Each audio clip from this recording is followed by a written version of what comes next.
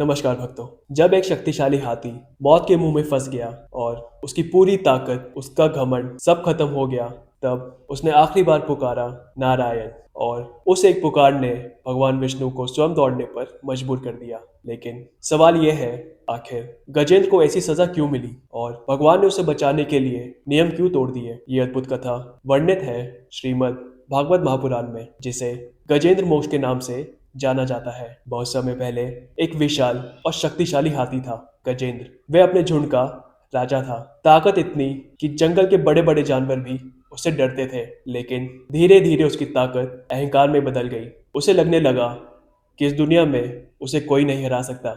लेकिन भाग्य को कुछ और ही मंजूर था। एक दिन गजेंद्र अपने परिवार के साथ एक सुंदर सरोवर में पानी पीने गया। सब कुछ शांत था, लेकिन उस शांत पानी के नीचे मौत छुपी हुई थी। अचानक एक भयानक मगरमच्छ ने उसके पैर को जकड़ लिया। गजेंद्र ने पूरी ताकत लगाई।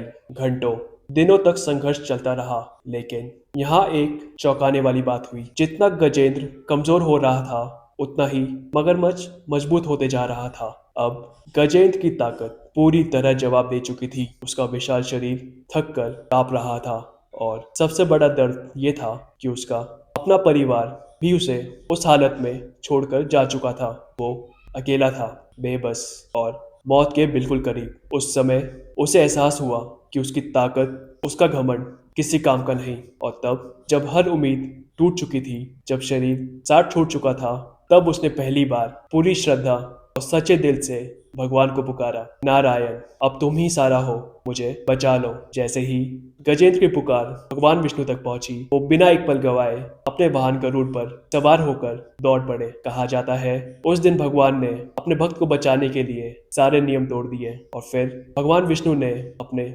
सुदर्शन चक्र से मगरमच्छ का अंत कर दिया। लेकिन ये कहानी खत्म नहीं होती। असल में गजेंद्र कोई साधारण हाथी नहीं था। वह अपने पिछले जन्म में एक राजा था जिसे श्राप मिला था, और मगरमच्छ भी एक श्रापित जीव था। इस कहानी से हमें एक गहरी सीख मिलती है। जब तक इंसान अपने अहंकार में रहता है, भगवान उसकी मदद नहीं करते।